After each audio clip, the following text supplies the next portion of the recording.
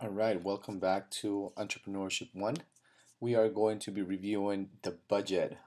So this way you have a template that you can look at while you're doing this and completing your own. When you first open this assignment, you may see that income variable, the tab right here in the bottom, may be the one selected. Make sure that you start where it says Startup tab, and that will be able to give you all the information you need. As general background and general knowledge, every time that you see something highlighted in blue, it means that this is an input for you to input information. That's just regular or standard data entry information. Every time you see blue, you enter information. When you see things grayed out or in black, you just leave it alone.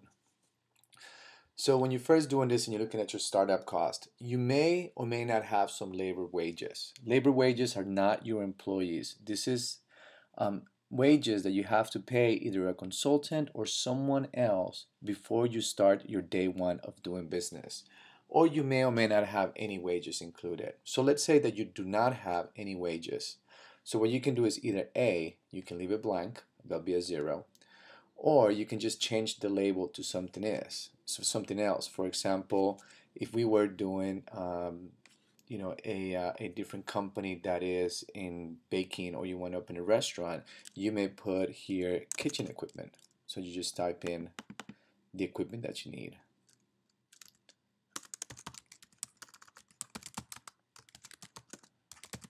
And you estimate how much money you would need. You may need, $10,000 for some equipment.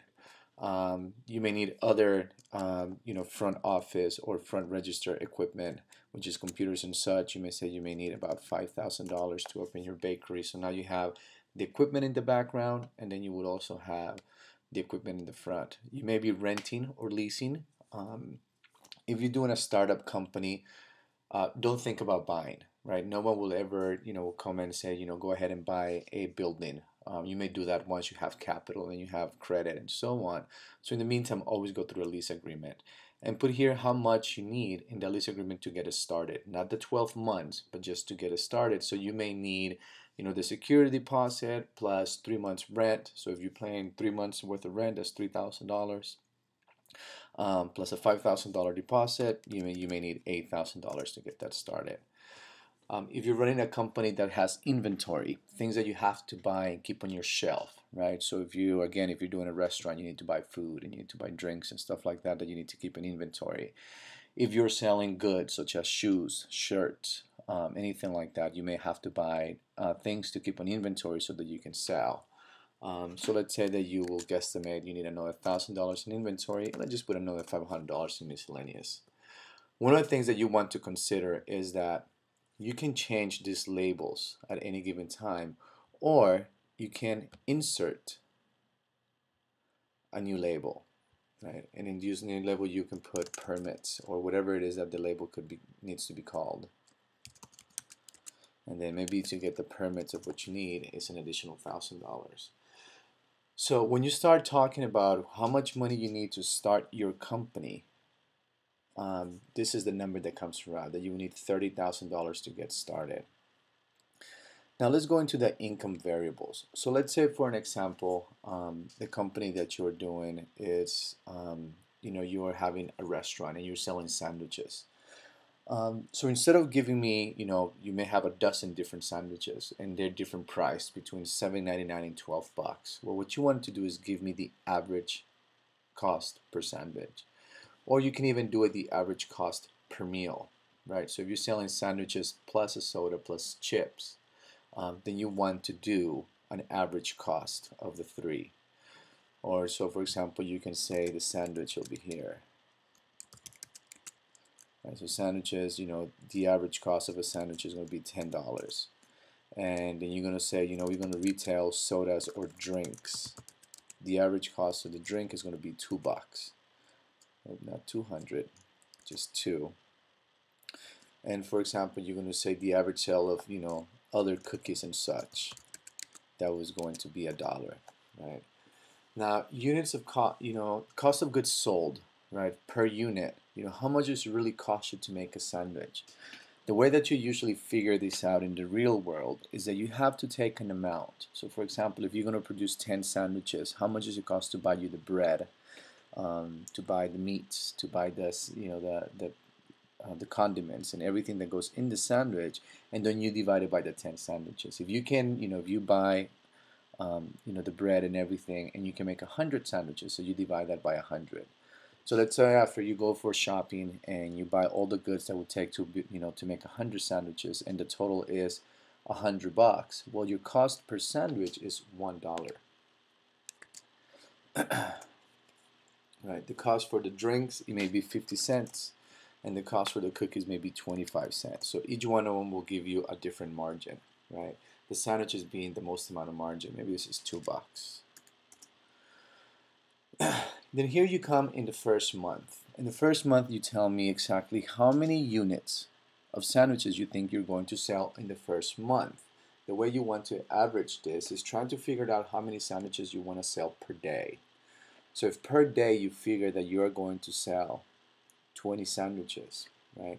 And you say there's 30 days in the month, then you multiply 20 times 30, that's 60. Is that 60 or 600? Sure, 600. Yep, 600. Then you say, you know what, every time you sell a sandwich, you probably are going to sell a drink, so you are going to sell 600. And maybe only 50% of the time people will buy a cookie, so that's only 300. So that's month one. No one knows about you. You're going to try to sell 20 sandwiches per day. Once you start, maybe month two is the same thing. So you can just simply copy and paste it for the first quarter.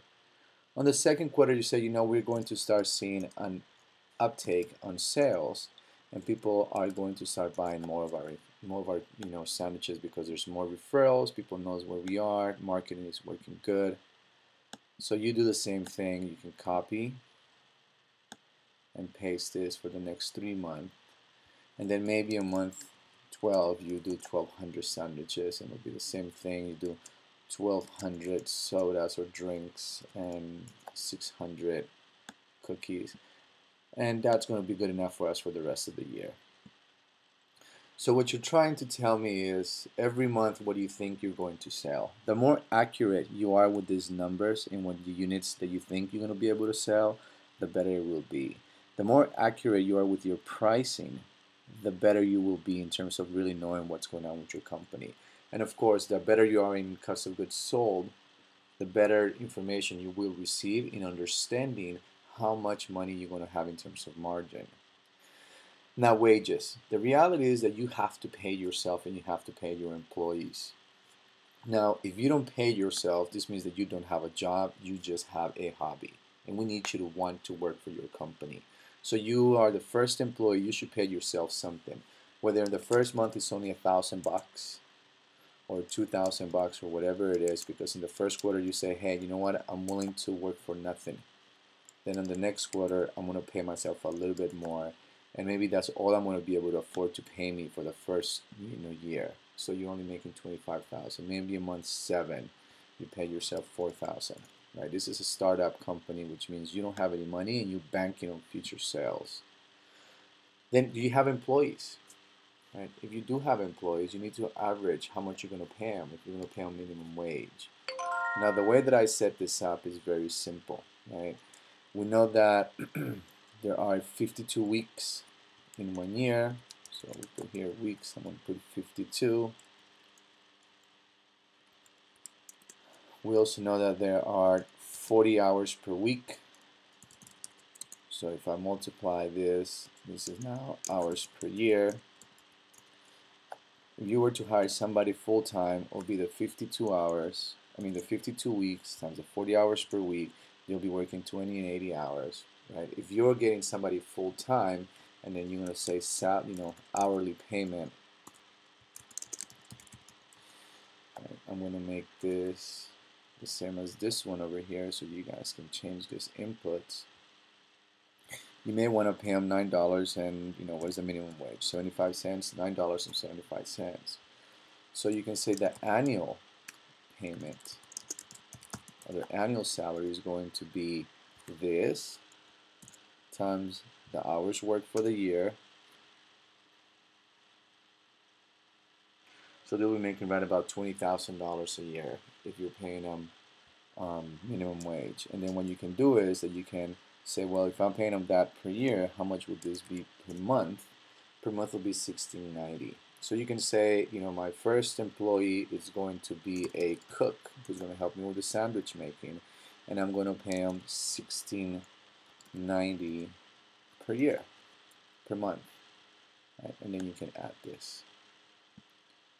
So you can see now at the end of the year how much you're paying on this person. You're paying them a minimum wage. If you wanted to pay them, 25 bucks an hour, you can just type in 25 bucks, and then that will tell you how much you're going to pay them per month. Right? That'll be the monthly payment that will go in here, and this will tell you how much. I'm gonna leave this formula for you to utilize for future work. So we're not going to pay them 25 bucks an hour. I'm going to pay this person minimum wage for argument's sakes. So they're going to get $16.90, total of 20,000 per year. As you add more employees, you can start putting the different employees that you need. Now let's go into your operating expenses. Now I am going to make a few observations before we get started in putting data.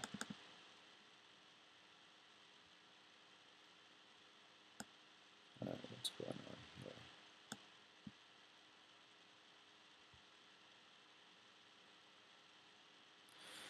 Okay, the first one you want to remember is that unit 1, in terms of sales, right?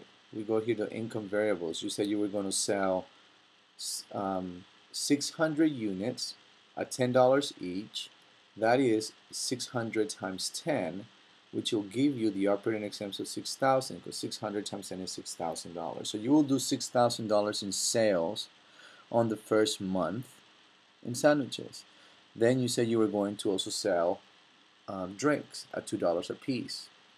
So if you're going to sell 600 at $2 a piece, that's 1,200 bucks. And then now you're going to sell 300 cookies $1 each. So then you will make 300 bucks. The total sales for that month is 7,500. Right? Now every time that you sell one sandwich, there was a cost associated. You may recall that when we put that in here, that's the cost of goods sold. This actually should be 50 cents, not $50. So what that does is that now I can see that my cost of goods for a soda, every time that I sell a soda, it costs me 50 cents, which means when I sell 600 of them, I have a cost of $300 incurred. And then the same thing for the cookies. Every time I make a cookie, this is something wrong, because this should be 25 cents and not $25. So when I look at my operating expense, I can see that every time that I sell a cookie, there is 75 cents. I will make $300. My total cost of every time that I sell the 600 items, it will be $1,575. So if I take that $7,500 and I deduct my cost of $1,575, I would actually make in gross profit for the first month $5,925, which is great. Now remember that I'm paying myself, the wages come directly from this page. The wages per month is $2,690 because it's adding these two together. And then once I have this information, it adds it over here. Now these are your other expenses per month, right? Things that you want to have to make sure that you count in here. For example, do you have office general equipment? Are you paying rent? Yes, you are. The first 3 months, you have to pay them in your lease, so you're going to start actually paying rent again on month 4. So every month for the rental space is $1,000. And the reason why I'm not counting the first 3 months is because it's already included in your startup cost, which was that $5,000 deposit plus 3 months. If it was only the $5,000 deposit, that I can put $5,000 deposit, and then I will put my cost per month. Then I can put $1,000 here. Right. And there you go. Now, what is your marketing cost, right? Maybe it's another $1,000 to get your marketing going because you want people to know that you exist. Right? What is the utilities cost? Well, if you're running a sandwich shop, maybe $400 a month. And then you copy and paste all across. Then you start doing, what is my phone office? So maybe now you're doing phone and internet all together, bundling into one. Maybe you pay